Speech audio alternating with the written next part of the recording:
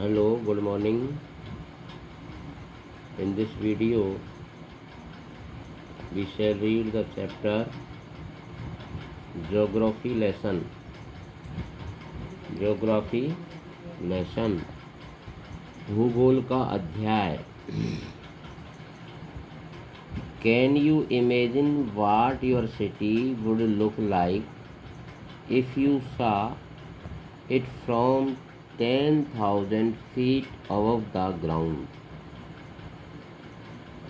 Neatly planned and perfect in proportion like a geometric design, it would strike you as something very different from what it actually is while you are in the thick of it. क्या आप कल्पना कर सकते हो कि what your city would look like? आपका शहर कैसा दिखाई देगा इफ़ यू सॉ इट, यदि आपने इसको देखा from 10,000 feet above the ground. Ground जमीन से 10,000 फीट ऊपर से यदि आप देखें तो आपका शहर कैसा दिखाई देगा.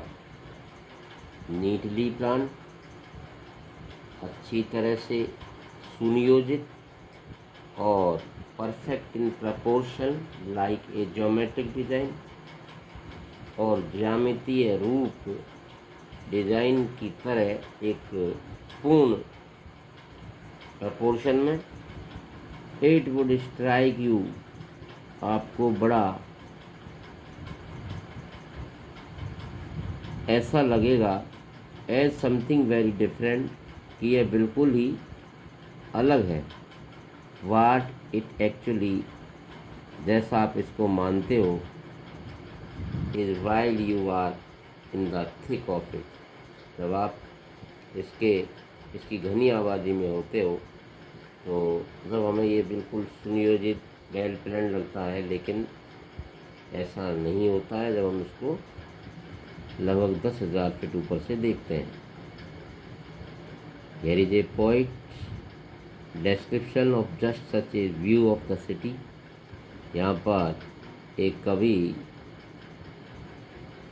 ने शहर का दृश्य का वर्णन किया है.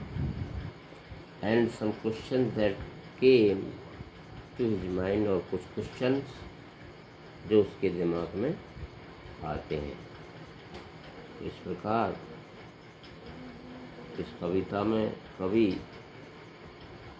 जमीन से 10,000 फीट ऊपर से शहर को देखता है और उसे कैसा दिखाई देता है, लगता है, उसका ये वर्णन करता है. When the jet sprang into the sky, it was clear why the city had developed the way it had. जब जेट यान ने आकाश में उड़ान भरी तो 1 मील 6 इंच के बराबर नजर आता था.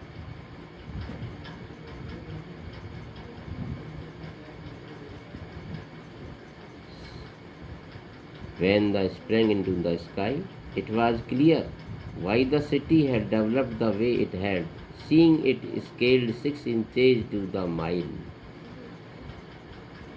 तो जब मीन्स कभी यहाँ पर जेट विमान में बैठता है और आकाश में उड़ान भरता है तो 1 मील 6 इंच के बराबर 1 मील 6 इंच के बराबर उसको उसका शहर नज़र आया था, जिससे स्पष्ट हो गया था कि शहर उस तरह से क्यों बसा जिस तरह से यह बसा हुआ था. There seemed an inevitability about what on ground had looked haphazard, unplanned and without style when the jet sprang into the sky. इसने फर्स्ट लाइन को ही दोबारा रिपीट किया है. जब जेट विमान आकाश में उड़ान भरता है तो शहर उसको 1 मील 6 इंच के बराबर नजर आता है। आकाश में उड़ान भरता है तो ऐसा होना अविसंभावी भी लगता है कि शहर उस तरीके से अव्यवस्थित, बेढंगा और शैल विहीन रूप से क्यों विकसित हो गया था। अनप्लान्ड और विदाउट स्टाइल, ऐसे कवि कहता है कि शहर जैसा दिखता है वैसा नहीं है।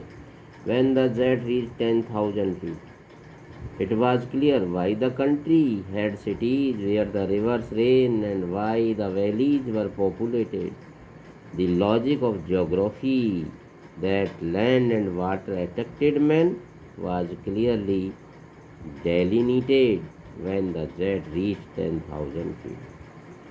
आगे कवि कहता है कि जब जेट 10,000 फीट ऊंचा चला गया तो यह स्पष्ट हो गया कि देश में शहर नदियों के पास क्यों थे।